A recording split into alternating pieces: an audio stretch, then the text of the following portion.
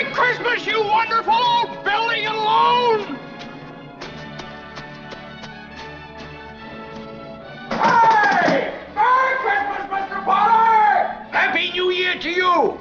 In jail. Go on home, they're waiting for you. So we're in the second of our 3-week teaching series, Christmas at the Movies, looking at key movies that you and I just have loved for years. Some of them newer, some of them older. Last week, if you missed it, Pastor Taylor focused on the movie Elf. And then today, it's a Wonderful Life. This movie has been with us for 70 years this year, 70. And I can remember every single Christmas watching this with my family. In the Dornfeld household, this was a big thing. Every year I'd watch, and I've seen him just rolling through the streets of Bedford Falls, wishing everyone a Merry Christmas like that, ever since I was little. It's big. And by the way, did you realize the connections you have at Good Shepherd here? We announced we're going to do a teaching series about Christmas at the Movies, It's a Wonderful Life, and the network said, okay, we'll throw It's a Wonderful Life on the night before. Did any of you see that last night? Did you watch It's a Wonderful Life? I actually told our confirmation students on Wednesday that this was going to be the movie, and I literally looked out at all the students, and they were like, what's It's a Wonderful Life? They were scratching their head. A lot of them don't know it. So if you have not seen this movie, just go right now, go watch it. You can fast forward through everything else. Please, what do you... Everyone except Pastor Taylor, you can go... It is an amazing movie. I would love for you to watch it this year. And as we've been doing with Elf and what we'll be doing today and next week with The Grinch, what I really want us to see is what is it about these movies that resonate with us? What is it about them that we look forward to every year as we prepare for Christmas? But what do they miss too? You see, as I was watching it, I love that scene where he is wishing absolutely everyone Merry Christmas. His life has been so changed by what has just happened to the main character that he can't help himself. In fact, George even wishes Merry Christmas. Did you see that at the end? To the one man, Mr. Potter, that scurvy little spider. Oh, wishes him a Merry Christmas. Now, for those of you who haven't seen it, George Bailey, the main character, is a man that, boy, he could have had it all. He's got the talent, he's got the potential, he's got skills on top of skills with a Z. That's how many skills he's got. And he has dreams, big ones. And he meets the woman that he'll marry, and her name is Mary. Good name, right, Pastor Mary? And they connect, and he shares some of his dreams with her. He says he's going to see the world. He's going to go to Rome and Greece. He's going to travel all over. He is going to build things. He's going to travel. Life is going to be good. But then life happens. Life happens for George. And things don't turn out as he dreamed. And so George finds himself actually with Mary and with a home, with a family, but after his dad dies, things change. And so he's stuck with the family business, and it is one that he never wanted. He never hoped for that. He hoped for everything else but this. But because of his duty, because of his sense for others, George does what he hates. But in it, he does such incredible things. He reaches people. He connects with them. He gets homes to people that otherwise wouldn't be able to do it. He's a voice for those who have no voice. So what is it about this movie? Is it him slipping and sliding through Bedford Falls saying Merry Christmas? Is it him having this encounter with an angel? Is it at the end all of his friends gathered around him and realizing it is a wonderful life and everyone's singing Auld Lang Syne and cheering him on and saying he's the richest man in all of the town because of the people that love him? Or is there something more? You see, when he did have to go back to that family business, his dreams were shattered. And he does it grudgingly. But I wonder if it's not the party and the Merry Christmasing that resonates, at least with me.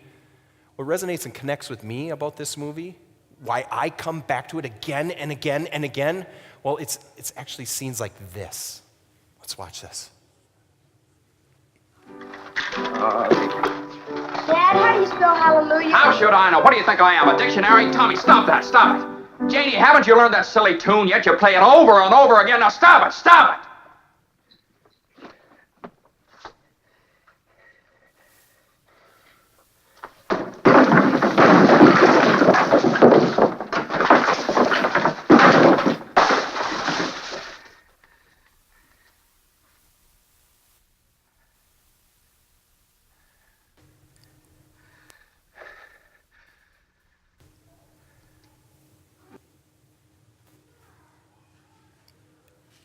I'm captured by what happens before this. George, somehow his uncle who works with him has lost a significant amount of money. And George, the main character, has nowhere to go. He doesn't know which end is up. And so he comes into his home. It's not just a house anymore. They've made this into a home with their family. One of the kids is playing that carol throughout the whole time. The kids are bugging him, saying, "I burped, excuse me." One of his daughters is sick. He gets this special moment with her. And yet he can't hear any of it, because the pain and the brokenness outside of that home has shaped everything for him. And so in a moment of agony here, did you see what he did? He tore down his dreams, is what he did. Those dreams that never came true, the bridge and the skyscraper and the planes. I never noticed that before until I watched it again for like the 40th time. And I realized he's angry because his dreams are dead.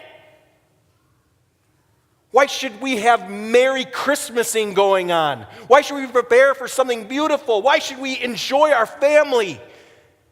Because what he'd hoped for is no more. And then I thought, boy, as I come up on Christmas, sometimes I feel that way. I don't know about you, but some of my dreams have not come true.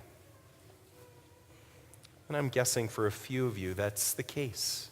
That they haven't come true, and maybe right now you're sitting in the middle of fear and anxiety and worry. Looking at what George does, that resonates, doesn't it?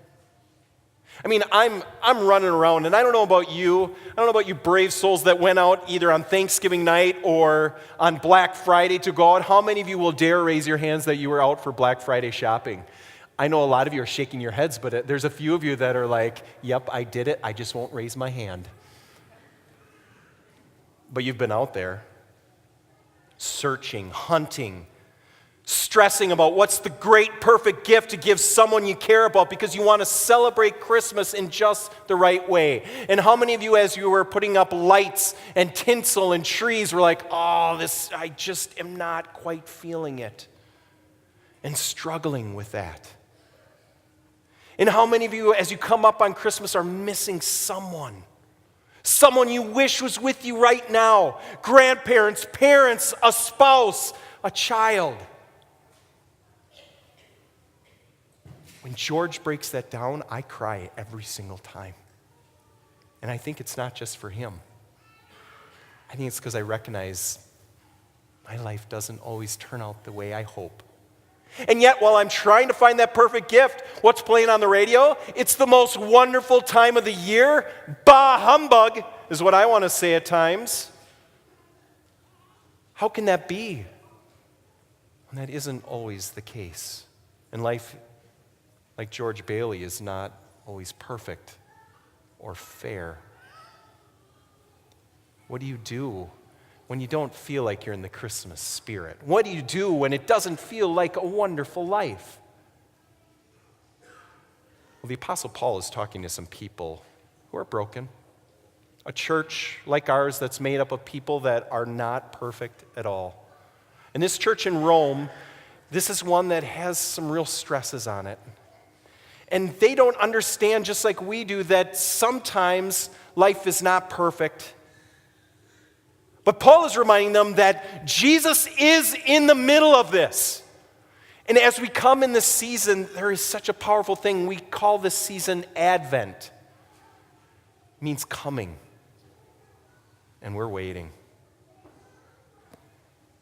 George, in the middle of his pain and brokenness, he's waiting for an answer. He's waiting for hope. And he can't experience anything else. So he comes to Mr. Potter, the one who ironically took the money, and he has to come to him and crawl to him almost. And Mr. Potter, this one that's only in it for himself, George's life, as grudging as he was about it, is about others, about helping those that have no voice. Mr. Potter is all about himself. And he mocks him. Because as he asks for money to replace the missing money that Mr. Potter has, Mr. Potter says, well, what do you have for collateral? And he says, well, just an insurance policy. He says, how much cash is in it? Just a little amount.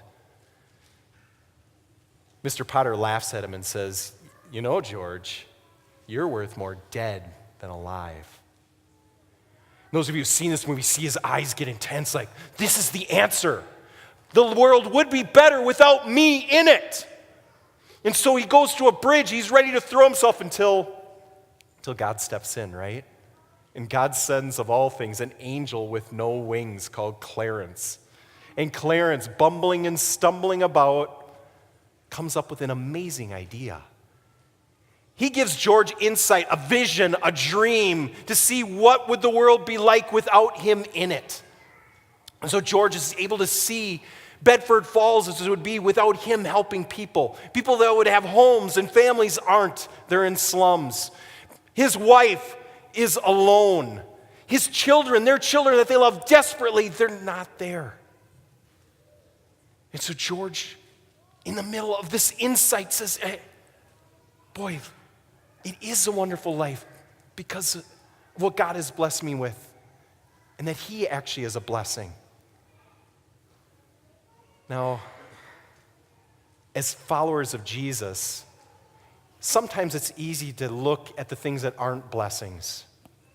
But I wonder, if we could imagine a world without the one man that the Apostle Paul is talking about, God has blessed each one of us with unique gifts and talents and skills and personality in his image. And yet God has gifted us, as he reminds us in this chapter, of who? The one that we're waiting for. And we get insight into what life would be like without Jesus in it. Life without Jesus, who came and died for us because of the things that break us. Without him in it, there's no hope. Without him in it, there's no forgiveness. Without him in it, well, there's no life. So I wonder if today we have the opportunity to walk out of here slipping and sliding, because there is snow out there right now. Be careful out there. But as you do it, I would love for you to George Bailey it. I'd love for you to rush out from here. I know it's Advent, but I will give you that moment of grace to say, Merry Christmas, Moorhead! Is that a good George Bailey? Pastor Mary, yes it was. I want you to Merry Christmas people. I want you to Happy Advent them. I want you to go and surprise people in ways that they aren't expecting through you. As the snow comes, maybe it's helping a neighbor that can't shovel snow on their own, and you can. Do it. Maybe it's writing a Christmas card to someone that you know is hurting right now, that feels that brokenness like George Bailey. You can help give them hope. Maybe it's going to places where everyone else is doing their Christmas stuff, and you surprise them. Maybe it's doing like what happened at Hornbacher's last night from some of our Good Shepherd members. Let's watch this. Holy night, the stars are brightly shining. It is the night of our dear Savior.